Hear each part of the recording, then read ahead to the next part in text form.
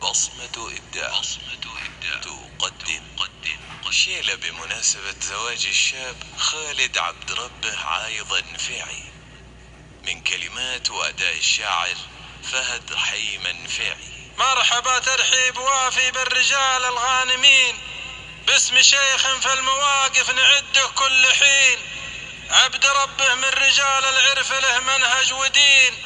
مرحبا في محفل عتيبة ومنهم شرفوه، مرحبا في محفل عتيبة ومنهم شرفوه.